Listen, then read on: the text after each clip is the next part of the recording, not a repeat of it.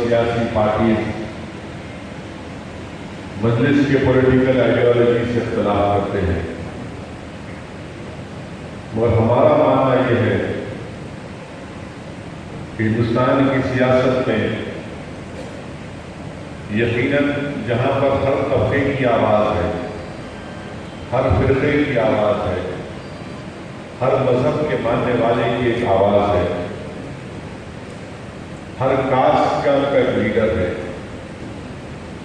اور ہم دیکھ چکے ہیں کہ ہمارے ملک کو آزاد ہو کر 70 سال کا ایک لمبا عرصہ ہو چکا ہے۔ یقیناً ہندوستان نے بہت ترقی کی ہے، آزادی کے بعد سے آج تک ملک میں بہت بڑے کام ہوئے۔ ہم نے سائنس کے میدان میں سیٹلائٹ آسمان میں چھوڑے، ہم نے بڑی بڑی ایئرپورٹس بنا دیے، سائنس اور میڈیکل فیلڈ میں ملک میں بہت ترقی کی، مگر اگر ہیومن ڈیولپمنٹ انڈیکیٹرز آپ دیکھیں گے یا پھر 2011 کے سینسس آپ دیکھیں گے تو وہ یہ ہم کو بتاتے ہیں کہ جہاں پر سب نے ترقی کی ہے، کسی حد تک دوسروں کو جو ان کا جائز مقام ملنا تھا ملا، اگر کسی کو ان کا مقام نہیں ملا، چاہے وہ تعلیم کے میدان میں ہو یا پھر ہائر ایجوکیشن کے میدان میں ہو یا حکومت کی ملازمتوں میں نمائندگی کا مسئلہ ہو، تو یہ تمام چیزیں ہم کو کیا بتاتی ہیں، چاہے وہ 2011 کا سینسس ہو یا پھر نیشنل سیمپل سروے کا ڈیٹا ہو، وہ سب یہ بتاتے ہیں کہ غریبی اس ملک میں 29% لوگ غریب ہیں، یعنی بیلو پاورٹی لائن ہے۔ ان میں اگر پرسنٹیج وائز نکالیں گے تو شیڈیولڈ ٹرائب، شیڈیولڈ کاسٹ اور مسلمان نکلیں گے۔ اگر آپ بچوں کا ڈراپ آؤٹ ریٹ دیکھیں گے تو ڈراپ آؤٹ ریٹ یہ بتاتا ہے کہ 11 سال کی عمر میں ہندوستان میں سب سے زیادہ اگر کسی کا ڈراپ آؤٹ ریٹ ہوتا ہے تو مسلمان اور دلت کا ہوتا ہے۔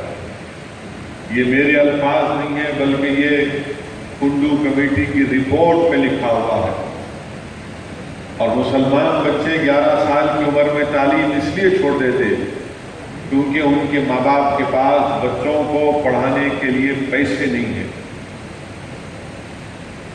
ایسے کئی چیزیں ہیں۔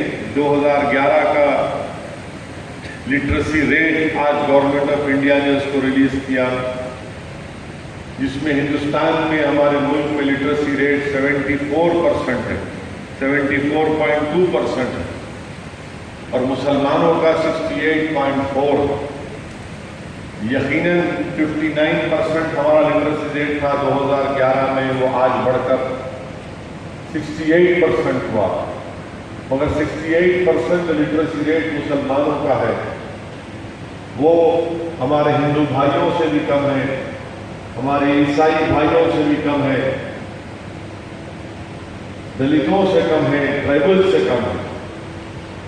یہ چیزیں آپ سامنے رکھ کر کچھ سوچئے کہ آخر اس کی وجہ کیا ہے، اور پھر اس کے اوپر آپ دیکھ لیجیے کہ ملک میں بہت جگہ پر فسادات ہوئے، کمیونل رائٹس ہوئے جس سے ہم نے بہت کچھ کھویا۔ اس کو اور آگے لے کر جا کر آپ دیکھیے ہندوستان کی جیلوں میں جو سب سے زیادہ انڈر ٹرائلز ہے، یہ میرا ڈیٹا نہیں ہے یا کوئی توحید جماعت کا یا کسی کا نہیں ہے، بلکہ یہ NCRB کا ڈیٹا ہے۔ یہ کہتا ہے کہ سب سے زیادہ اگر جیلوں میں کوئی ہے ریلیجیس مذہبی طور پر تو مسلمان ہے۔ ہم 14% کی ہماری آبادی ہندوستان میں ہمارے وطن عزیز میں ہے، اور ہندوستان کی جیلوں میں ہمارا تناسب، ہمارا پرسنٹیج وہ قریب 30% کے ہے۔ یہ پارلیمنٹ میں کوسچن اٹھا تھا، اس کوسچن کا جواب BJP کی گورنمنٹ نے دیا، اور کنوکشن ہوتا ہے صرف 16%۔ دیکھتے ہیں کہ آج بھی جس کو ہم جانتے ہیں، مالیگاؤں میں بم بلاسٹ ہوا، 5 سال جیل میں رہنا پڑا، اس کے بعد بیل ملی اور 5 سال کے بعد کورٹ نے کہا کہ آپ کے خلاف کوئی ایویڈنس نہیں ہے۔ اورنگ آباد عام مثال کیس میں 11 سال جیل میں رہنا پڑا، جس میں سے 10 کو 6 سال کے بعد بیل ملی، اور 20 میں سے کورٹ نے کہا 8 انوسنٹ ہیں اور 20 میں سے 10 گنتی ہے، اور 20 پر کورٹ نے کہا کہ موقع نہیں لگتا۔ یہ تمام چیزیں آپ کے سامنے ہیں، یہ آپ کو کیا پیغام دے رہی ہیں؟ دیکھیے، ہم مسلمان ہیں، ہم اللہ پر ایمان لائے، اور ہمارا دین کا تقاضا یہ ہے کہ جب ہم حالات کو دیکھتے ہیں کہ یہ چیزیں ہمارے سامنے ہو رہی ہے، اور اس کے باوجود بھی اگر ہم کوئی حرکت نہیں کرتے تو پھر اس کا ذمہ دار کون ہے؟ اس کے ذمہ دار ہم ہیں۔ اس کے ذمہ دار ہم اس لیے ہیں کہ ہم نے 70 سال ان مختلف سیاسی پارٹیوں پر بھروسہ کیا۔ آزادی کے بعد سے آج تک مسلمانوں نے کسی مسلمان کو اپنا لیڈر نہیں مانا، اور نہ میں آپ سے اس بات کی اپیل کر رہا ہوں کہ آپ مجھے اپنا لیڈر مانیں۔ میں کبھی بھی انشاءاللہ تعالی مسلمانوں کا لیڈر نہیں بنوں گا۔ میں بتا یہ رہا ہوں کہ ہم نے ان تمام کا ساتھ کیا، پنڈت نہرو سے لے کر اب تک جب مودی آ گئے۔ ہمارے ملک میں 16 مرتبہ پارلیمنٹ الیکشن ہوئے، ہر مرتبہ ہم نے بڑی زور و شور کے ساتھ نکل کر اپنے ووٹ کا استعمال کیا، اور یہ سمجھا کہ ہاں میں ووٹ ڈال رہا ہوں تو شاید ایک امید پر ہم یہ ووٹ ڈالتے رہے کہ یہ مسائل ہمارے حل ہوں گے۔ ہر ریاست کے مسائل مختلف ہیں، شمال کے مسائل مختلف ہیں، جنوب کے مسائل مختلف ہیں، مگر یہ جو بنیادی مسائل تو ہر جگہ ایک ہی ہے۔ زبان تامل کوئی بول سکتا ہے، کوئی تیلگو بول سکتا ہے، کوئی ہندی بول سکتا ہے، کوئی بنگالی بول سکتا ہے، مگر آپ سے میں چیلنج کے ساتھ کہہ رہا ہوں کہ اگر آپ بنگال کے کسی مسلم علاقے میں جائیں گے، اگر آپ بہار کے سیمانچل کے علاقے میں جائیں گے، اگر آپ اتر پردیش کے ایسٹرن یو پی کے پوروانچل میں چلے جائیں گے، یا پھر مہاراشٹرا کے آپ ودربھ میں یا مراٹھواڑہ میں چلے جائیں گے، یا آپ آندھرا کے گنٹور میں چلے جائیں گے، یا آپ تامل ناڈو کے وانیم میں چلے جائیں گے، یہاں تمام علاقوں میں آپ کو ایک 3-4 چیزیں نظر آئے گی کہ مسلمانوں کے سکول نہیں ہے، محلہ ہے تو مہوریاں کھلی ہیں، انڈر گراؤنڈ ڈرینیج نہیں ہے، اور ان کھلی مہوریوں میں سور بھاگتا ہے۔ یہ میں ان تمام علاقوں کو جا کر اپنی آنکھوں سے دیکھ کر آپ سے کہہ رہا ہوں۔ تمل ناڈو میں یہاں پر اسمبلی کے الیکشن ہوئے، تمام پارٹیز نے کہا کہ ہم سیکولر ہیں، سب نے کہا کہ ہم سیکولر ہیں، مگر جب نتیجہ آیا کیا آیا کہ صرف 6 مسلمان کامیاب ہوئے، جبکہ آبادی کے تناسب کے لحاظ سے، پاپولیشن کے پرسنٹیج کے لحاظ سے کم 14 سے 15، 14 سے 15 مسلم ایم ایل اے کامیاب ہونا تھا، صرف 6 کامیاب ہوئے۔ اس کا ذمہ دار کون ہے؟ پھر اس کا ذمہ دار کس کو ہم کھڑا کریں گے؟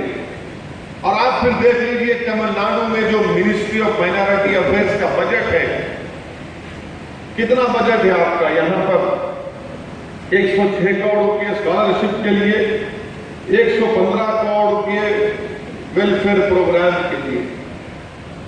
آپ پڑوسی ریاست میں تلنگانہ ہے، آندھرا ہے، جس ریاست سے میں یہاں پر آیا ہوں، یقیناً وہاں پر 13% مسلمان ہیں، یہاں پر 9-10% کے قریب ہیں، مگر وہاں پر ہمارے تلنگانہ کی ریاست میں لوگ بولتے کہ مجلس پارٹی کے پاس خالی 7 ایم ایل اے ہے۔ یقیناً ہمارے پاس 7 ایم ایل اے ہیں، ہم گورنمنٹ میں بھی نہیں ہیں، ہم اپوزیشن میں ہیں، مگر ہماری نمائندگی پر، ہمارے لڑنے پر، ہماری آواز پر تلنگانہ میں مائنارٹیز منسٹری کا بجٹ 1300 کروڑ روپے ہے۔ اور ہر سال 1300 میں سے 1100 سے 1200 کروڑ ریلیز ہو جاتے. میں ابھی یہاں پر آنے سے پہلے آپ کے چنئی کے ذمہ دار لوگوں سے میری بات چیت چل رہی تھی اور انہوں نے صحیح کہا ان تمام ذمہ داروں نے کہ بہت بڑا مسئلہ تمل ناڈو میں مسلمانوں کی تعلیم کا ہے, مسلمانوں کے ایجوکیشن کا ہے کہ کیسے ہم اپنے بچوں کو ایجوکیشن کی طرف لے کر جائیں, اور تمام میں لٹریسی نہیں بلکہ ان کو ایجوکیٹڈ کیسے بنائیں. میں ان کی تمام باتوں سے متفق ہوں. انہوں نے اپنی زبان سے جو اپنے جذبات کا اور تکلیف کا اظہار کیا میں اس کو جانتا ہوں, اور اس کا حل کیا ہے؟ اس کا حل یہ ہے کہ ہماری آواز ہونا ضروری ہے, ایک پولیٹیکل ریپرزنٹیشن ہونا ضروری ہے. لوگ بولتے کہ نہیں یہ 6 MLA جیت کر آئے, یہ ہمارے مسائل اٹھائیں گے. میں ان کو مبارکباد دیتا ہوں. جو 6 مسلمان MLA کامیاب ہوئے میں ان کو مبارکباد دیتا ہوں, میں ان کے لیے دعا بھی کرتا ہوں. اور میں تو یہ دیکھنا چاہ رہا ہوں کہ لڑے مسلمانوں کے کاز کے لیے, وہ اپنی آواز کو اسمبلی میں اٹھائے, تمل ناڈو میں اماں کے سامنے اٹھائے, کرونادی کے سامنے اٹھائے. وہ بولے کہ یہ ہمارے پرابلم ہے. مگر اکثر کیا دیکھنے میں آتا ہے کہ جیت تو جاتی ہے اور ہم ان کے لیے خوش بھی ہوتے ہیں جو کامیاب ہو گئے, ان کو پھول کا ہار بھی پہناتے ہیں. مگر جب وہ اسمبلی اور پارلیمنٹ پہ جاتے ہیں ان کی زبان پر تالا پڑ جاتا ہے. یہ پرابلم ہے کہ ان کی زبان نہیں کھلتی ناانصافی کے خلاف. میں کئی مرتبہ کئی دیگر مسلم MPs کو MLAs کو کہتا ہوں کہ ٹھیک ہے, آپ مسلمانوں کو مسلمان اگر نہیں بول سکتے تو کم سے کم مظلوم کو کہیے کہ ان کی ناانصافی ان سے ہو رہا ہے, ان کے انصاف کے لیے لڑیے. مگر ان کی آواز نہیں کھلتی وہاں پر. اسی لیے میں آپ سے کہہ رہا ہوں کہ بہت ضروری ہے کہ ہندوستان کی جمہوریت میں ایک مسلم پولیٹیکل وائس کی سپیس ہے, وہ سپیس ہے, اس کی ضرورت ہے, اور اس سے ہندوستان کی جمہوریت مضبوط ہوگی, اس سے ہمارا ڈیموکریسی اور سٹرانگ ہوگا, کمزور نہیں ہوگا. لوگ جو کہتے ہیں کہ نہیں مسلم پولیٹیکل وائس سے نقصان ہوگا, نہیں ہوگا میرے بھائی. ہندوستان کا کانسٹیٹیوشن ہم کو اس بات کی اجازت دیتا ہے کہ ہم اپنے بات کو رکھیں. لوگ کہتے ہیں کہ آپ کے ایک نمبرز نہیں آئیں گے, جیتیں گے نہیں. میرے بھائی یاد رکھیے, اگر آپ اخلاص آپ کے دل میں ہے, آپ کی نیت نیک ہے اور آپ صرف اللہ سے ڈرتے ہیں تو یاد رکھیے غیب سے اللہ آپ کی مدد کرتا ہے. کوئی ہرگز یہ نہ سمجھے کہ نمبر ہمارے پاس نہیں ہے. یاد رکھیے ہماری تاریخ گواہ ہے, سیرت النبی گواہ ہے کہ ہم نے تعداد پر بھروسہ نہیں کیا بلکہ ہم نے اللہ پر بھروسہ کیا. اور جب ہم اللہ پر بھروسہ کر کے خالص اللہ کے لیے جستجو کریں گے تو یقیناً اس میں برکت ہو. اور یہی کام مجلس کرتے آتی ہے. یقیناً ہم پہ کمزوریاں ہیں, ہم کریں. یہ آدمی کمونل بات کرتا ہے, یہ آدمی ہیٹ سپیچ دیتا ہے. میرے بھائی میری زبان میں اگر کرواہٹ ہے ہو سکتی ہوگا, اگر ایک کرواہٹ ہے جو اس کا ذمہ دار یہ تمام پولیٹیکل پارٹیز ہیں. میں ناانصافی کو اور نہیں دیکھ سکتا, برداشت نہیں کر سکتا کہ سب کے بچے پڑھتے ہیں اور میرا بچہ نہیں پڑھتا. اس کا ذمہ دار کون ہے؟ سب بچوں کے ماں باپ اپنے بچوں کو اسکول میں چھوڑنے کے لیے آتے ہیں, مگر ایسے کئی مسلمانوں کے بچے ہیں جن کے باپ جیلوں میں سڑ رہے ہیں. اس کا ذمہ دار کون ہے؟ ہم کیا کہتے ہیں کہ ہم کو بھی ہمارا حصہ ملے. ڈیموکریسی میں سب کو ان کا حصہ ملنا ضروری ہے, اور تبھی جا کر ڈیموکریسی ایک فنکشنل ڈیموکریسی ہوتی ہے, تبھی جا کر ڈیموکریسی ایک کامیاب ڈیموکریسی ہوتی ہے, سکسیسفل ڈیموکریسی ہوتی ہے. اگر ڈیموکریسی میں صرف میجورٹیرین ڈیموکریسی چلے گی تو پھر مائنورٹیز کہاں جائیں گے؟ اگر ڈیموکریسی کا مطلب یہ ہے کہ صرف ایک میجورٹی کو کامیاب کر دو, وہ ڈیموکریسی کامیاب نہیں ہو سکتی. اگر ڈیموکریسی کا مطلب یہ ہے کہ مسلمان صرف ووٹ ڈالتا رہے گا تو نہیں میرے بھائی, یہ ڈیموکریسی نہیں ہے. ہم ووٹ ڈالنے والے بھی ہیں اور جتانے والے بھی ہیں, اور جیت سکتے بھی ہم انشاءاللہ. بشرطے کہ ہم ایک اویئرنیس پیدا کریں، ہم صحیح پلاننگ کریں، ہم متحد ہو جائیں۔ سب لوگ بولتے متحد ہو جاؤ، متحد ہو جاؤ۔ میرا ماننا یہ ہے کہ مسلمان متحد ہے، مسلمانوں کے لیڈرز متحد نہیں ہیں۔ مسلمان یونٹ نہیں ہے، مسلمانوں کے لیڈرز متحد نہیں ہیں، مسلمانوں کے علماء ایک دوسرے کے ہیں، ٹھیک ہے، مگر یاد رکھیے اگر اسی طرح ہم لوگ، ہمارے قائدین، ہمارے بڑے لوگ متحد نہیں ہوں گے تو ہمارے مسائل اور بھی بڑھتے جائیں گے، اور بھی چلے جائیں گے۔ اور یاد رکھیے کہ یہ جب تک تمل ناڈو کی اسمبلی ہو یا پھر آنے والے میونسپل کارپوریشن کے ان کارپوریشنوں میں آپ کی آواز نہیں اٹھے گی تو پھر آپ کے مسائل حل نہیں ہوں گے۔ بمبئی میں آج کیا ہوا؟ بمبئی میں شیو سینا پاور میں ہے، اور وہاں پر ممبئی میں شیو سینا نے ایک رول بنا دیا کہ تمام میونسپل اسکولوں میں یوگا کو کمپلسری کر دیا گیا۔ ممبئی کے اسکولوں میں قریب 6 لاکھ کے قریب بچے پڑھتے ہیں، جس میں سے 1,70,000 مسلمانوں کے بچے پڑھتے ہیں۔ اب ایک کا سٹیٹمنٹ نہیں آتا، پبلک سٹیٹمنٹ نہیں آتا کہ کنڈیم کرتے، کچھ نہیں آتا، خاموش بیٹھے تھے۔ یاد رکھیے اگر ہم یہی سمجھتے رہیں گے خاموش رہ جائیں گے، یہ ایسا ہوگا نہیں، خاموش رہیں گے، ایسا کریں گے خاموش ہو جائیں گے، ارے نہیں ڈرنا کیوں کریں گے؟ میرے بھائی یاد رکھیے اگر آپ خاموش رہ جائیں گے نا تو پھر آپ زندہ کہلانے کے لائق نہیں رہیں گے۔ اگر آپ کو زندہ رہنا ہے تو آواز اٹھانا پڑے گا، اگر آپ کو اپنے مسائل کو حل کرنا ہے تو آپ کو پکارنا پڑے گا، اگر آپ کو انصاف چاہیے تو آپ کو لڑنا پڑے گا، اور بغیر لڑے، بغیر جدوجہد کرے کوئی آپ سے انصاف نہیں کرنے والا۔ آپ جدوجہد کریں گے تو یقیناً لوگ سنیں گے ہماری بات کو، مجبور کریں گے ان کو۔ یہ باتوں کو آپ کو ہم کو سمجھنا بہت ضروری ہے۔ میں کوئی کمیونزم کو فروغ نہیں دیتا ہوں، میرا صرف مقصد یہ ہے کہ میری پارٹی کا پیغام کیا ہے۔ میری پارٹی کا پیغام، میری پارٹی کا ایتھوس، میری پارٹی کا میسیج یہ ہے کہ ہندوستان کی ڈیموکریسی میں مائنورٹیز کو، مسلمانوں کو، دلتوں کو ان کا جائز مقام ملنا، اور وہ جائز مقام کیا ہے کہ ہم لیڈرشپ کے اوپر آ کر بیٹھے، ہم برابری چاہتے ہیں، ہم پیچھے رہ کر کام کرنا نہیں چاہتے۔ کیوں ہم پیچھے رہ کر کام کریں گے؟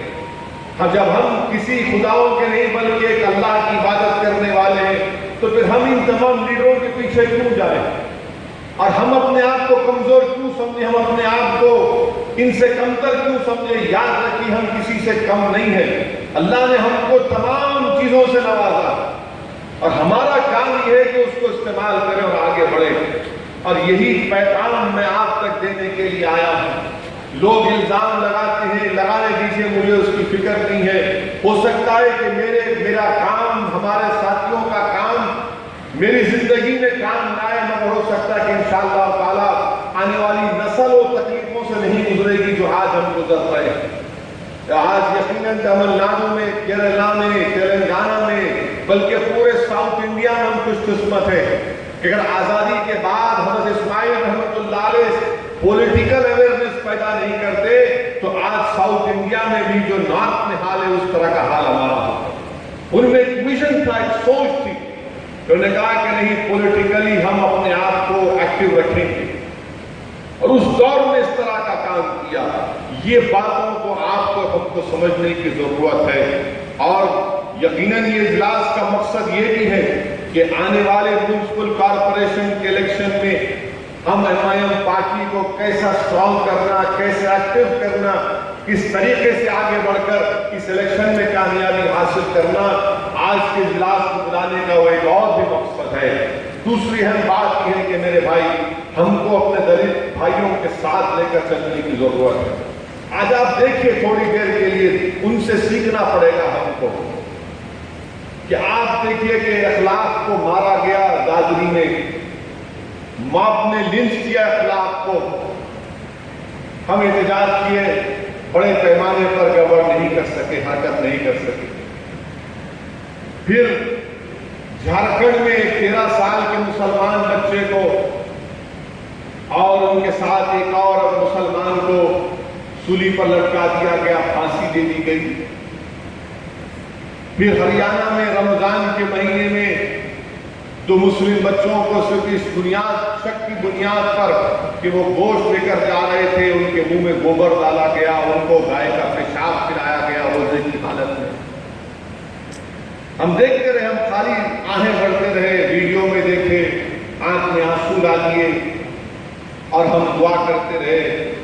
مگر دلتوں نے کیا کیا؟ اونا میں دلت بچوں کو کپڑے اتار کر مارا پیٹا گیا، ان کو گھسیٹتے لے کر گئے۔ تو گجرات کے دلتوں نے کہا کہ ہم یہ نہیں دیکھیں گے کہ یہاں پر گورنمنٹ بی جے پی کی ہے یا مودی کی ہے۔ انہوں نے پورے گجرات میں احتجاج کیا، پورے گجرات میں احتجاج کیا، پوری ریلی نکالی جمہوری طور پر پرامن طریقے سے۔ اور دلت یہ بتا رہا ہے کہ دیکھو یہ ظلم جب کیا جاتا ہے تو اس کا جواب جمہوری انداز میں دینا ہے، جدوجہد کرنا ہے، خاموش نہیں بیٹھنا ہے۔ آج دلتوں نے وہاں پر کیا کیا؟ پورے گجرات میں دلتوں نے ایک عہد لیا، ایک اوت لیا کہ ہم آئندہ سے مری ہوئی گائے اور بھینس کو نہیں اٹھائیں گے۔ یہ پورا اعلان کر دیا کہ ہم نہیں اٹھائیں گے۔ اور مجھے جب میں پڑھا اخبار میں نیوز تو مجھے امبیڈکر یاد آیا۔ بابا صاحب امبیڈکر نے بھی یہی کہا تھا۔ امبیڈکر نے یہ تمام اعلیٰ ذات کے لوگوں سے مخاطب ہو کر امبیڈکر نے کہا کہ جب تم اپنی ماں تمہاری مر جاتی ہے تو تم اپنی ماں کو اٹھا کر اپنے کندھے پر اٹھا کر اپنی ماں کو تم شمشان گھاٹ کو لے کر جاتے ہو، اور جب گائے تمہاری ماں ہے جس کا دودھ تم پیتے ہو، بھینس کا دودھ پیتے ہو، جب وہ مر جاتی ہے تو تم لے جا کر جلاؤ، ہم نہیں اٹھائیں گے۔ وہ بات امبیڈکر نے 40-50 سال 60 سال پہلے کہی تھی۔ آج وہی ہو رہا ہے کہ دلت متحد ہو کر مقابلہ کر رہا ہے اور دلتوں اور ظلم کے خلاف وہ ایک ہو جاتے ہیں۔ میرے بھائی یہ چیز ہم کو دیکھنے کی ضرورت ہے، سمجھنے کی ضرورت ہے اور اس پر عمل کرنے کی ضرورت ہے۔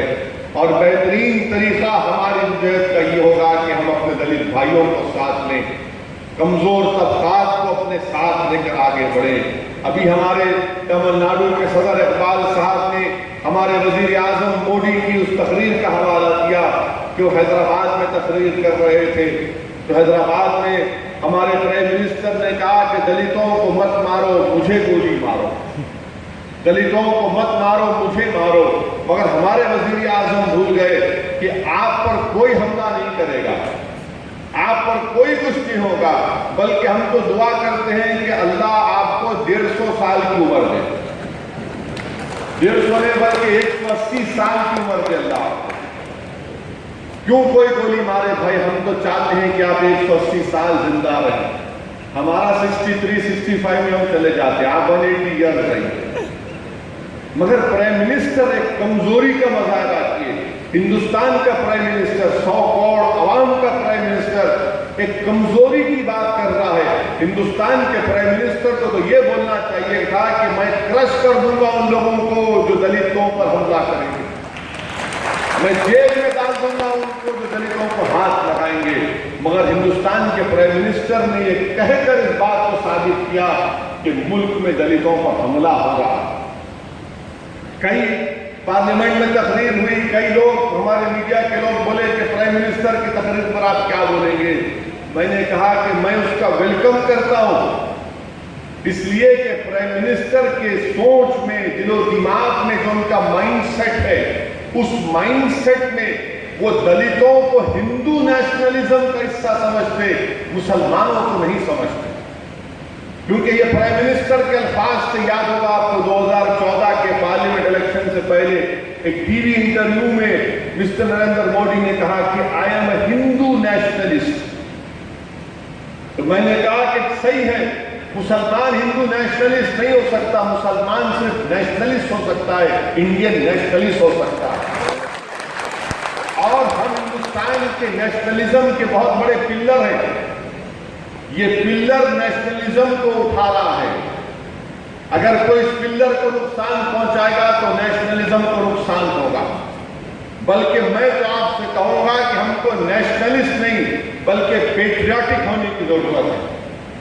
جان اسٹوارٹ مل نے اگر میں غلط نہ کہوں تو شاید جان اسٹوارٹ مل نے کہا تھا کہ نیشنلزم کا مطلب یہ ہے کہ آپ نیشنلزم کا نام لے کر پاور حاصل کریں، اور ہم پاور نہیں بلکہ ہم پیٹریاٹک مسلمز ہیں، ہم پیٹریاٹزم پر بھروسہ کرتے ہیں۔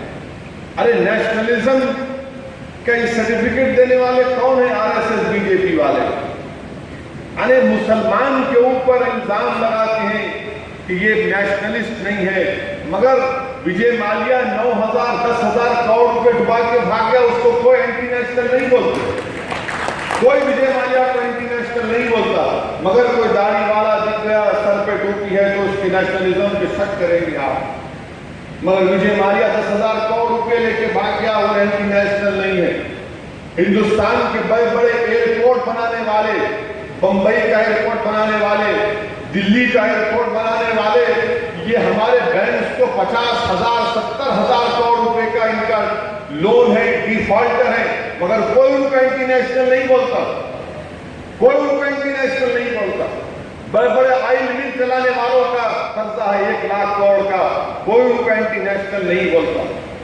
تو یہ تمام دکان چلا رہے ہیں be J P R S S والے کہ مسلمانوں پر کوسچن کرو کہ نیشنلزم نہیں مانتے، یہ فلاں نہیں مانتے۔ ارے اس ملک کو آزاد تو ہم نے کیا تھا، اس ملک کو ہم نے آزاد کیا تھا۔ 57 کی جنگ آزادی میں آر ایس ایس نہیں تھی، ہنڈیور نہیں تھے، گولوالکر نہیں تھے، سدرشن نہیں تھے، مودی نہیں تھے، اڈوانی نہیں تھے، واجپئی نہیں تھے، کوئی نہیں تھے۔ اس وقت صرف ہم تھے جنہوں نے انگریزوں کے خلاف جہاد کا فتویٰ دیا تھا، اور انگریزوں سے ہم نے لڑا، اپنی جانوں کو قربان کیا۔ ہندوستان کی جنگ آزادی صرف مہاتما گاندھی سے شروع ختم نہیں ہوئی، ہندوستان کی جنگ آزادی سن 57 سے شروع ہوئی تھی۔ یقیناً اشفاق اللہ کا نام بھی ہے تو وہاں پر علامہ فضل خیر آبادی کا بھی نام ہے، اگر وہاں پر مولانا ابوالکلام آزاد کا نام ہے تو ہمارے جیت علماء و کرام کا بھی نام ہے۔ یہ آزادی جو ہے بہت پہلے شروع ہوئی تھی۔ کانگریس یہ بتاتی ہے کہ خالی 1920 سے آزادی کی جنگ شروع ہوئی تھی، یہ کانگریس کی بھی انٹلیکچوئل ہپوکریسی ہے۔ میرے بھائی بہرحال بہت سی چیزیں ہیں، بہت سی باتیں ہیں، میں صرف آپ سے اتنا ہی کہنا چاہوں گا کہ آپ اور ہم کو بیٹھ کر ایک اسٹریٹجی ہے، اس کو لے کر آگے بڑھنا ہے، اور ایک پولیٹیکل ریپرزنٹیشن کی بہت بڑی ضرورت ہے۔ آج آپ دیکھیے کہ ہماری پارلیمنٹ میں، پچھلی پارلیمنٹ میں کتنے ممبرز آف پارلیمنٹ الیکٹ ہو کر آئے تھے، آج کتنے ہیں؟ آج صرف 23 ایم پی مسلم ایم پیز ہندوستان کی پارلیمنٹ میں۔ اس کا کوئی جواب نہیں دیتا کہ ہمارا ریپرزنٹیشن کم کیوں ہو رہا ہے۔ ہر کوئی بولے گا نہیں اسد الدین اویسی جو ہے اپنی سپیچز کو کنٹرول کر لے۔ ٹھیک ہے، اگر میں زبان بند کر لیا تو آپ گارنٹی دے سکتے کہ 2019 میں 50 سے زائد مسلم ایم پی جیت کے آئی؟ آپ لکھ کے دے دو میرے کو کہ آپ خاموش ہو جاؤ، ٹھیک ہے میں اپنی زبان بند کر لیتا ہوں، آپ لکھ کے بتاؤ، مگر وہ بھی نہیں کر سکتے۔ آپ ہر جگہ پر جہاں کہیں بھی کچھ ہوتا ہے اس پر کوئی ری ایکشن نہیں آتا۔ عجیب و غریب ایک ماحول ہمارے ملک میں بنتا جا رہا ہے، ہمارے ملک میں عجیب ماحول بنتا جا رہا ہے۔ ہندوستان کے پرائم منسٹر بی جے پی کے ایم پیز کو اسپیچ دیتے ہوئے کہتے ہیں کہ پورے نیشنلسٹ ہمارے ساتھ آ گئے، اب دلتوں کو ساتھ ہم کو لینا۔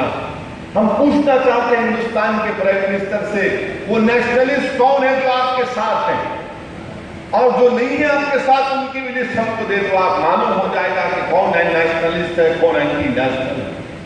بہرحال میرے عزیز دوستوں اور بزرگوں، میری آپ سے گزارش ہے کہ آپ تمل ناڈو میں مجلس اتحاد المسلمین کو مضبوط کریے۔ میں آپ سے یہ بھی کہہ رہا ہوں، دوہرا رہا ہوں اس بات کو کہ ہم سب مل کر بھی کام کرنے کے قائل ہیں۔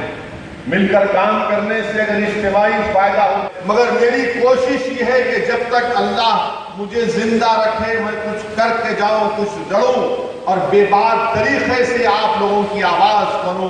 میں قائد یا لیڈر نہیں بننا چاہتا، کیونکہ مجھے اور آپ کو یاد رکھیے ایک دن حشر کے میدان میں کھڑے ہو کر اپنے زندگی کے ہر لمحے کا حساب دینا ہے، اور ہم کو یہ کوشش کرنا ہے کہ جب ہم دنیا میں آئے ہیں تو یقیناً ہم سوا اللہ کے کسی کی عبادت نہیں کریں گے. جب ہم یہ اللہ کے سوا کسی کی عبادت نہیں کرتے تو پھر ہم کو اپنے حق کے لیے بھی لڑنا ہے, پوری توانائی اس میں صرف کرنا ہے اور اخلاص کے ساتھ آگے بڑھنا ہے. یقیناً کامیابی ہم کو ملے گی, اور اگر اس راستے ہمارے سیدھے ہاتھ میں ہمارا نامہ اعمال دے کر ہم کو کامیاب کرے گا. مگر آج سے ہم کو جدوجہد کرنا ہے, کوشش کرنا ہے, آگے بڑھنا ہے. یقیناً یہاں پر بڑے بڑے لوگ بیٹھے ہوئے ہیں جنہوں نے کوششیں کی, جنہوں نے قربانیاں دی ہیں. میں ان سے بھی کہوں گا کہ ہم کو مل کر آگے بڑھ کر اس کاروان کو آگے لے کر بڑھنا ہے. اس سیاسی سفر جو مجلس کام کرتی آ رہی پچھلے 55 سال سے, اس کام میں اور تیزی پیدا کرنا ہے. میں پھر سے آپ تمام لوگوں کا شکر گزار ہوں کہ آپ نے اپنا قیمتی وقت نکال کر یہاں پر آئے, اور انشاءاللہ تعالی مجلس عام کام کرتے رہے گی, سب کو ساتھ لے کر کام کرتے رہے گی. متحد رہیے, اتحاد زندگی ہے, انتشار موت ہے. وآخر دعوانا الحمدللہ رب العالمین.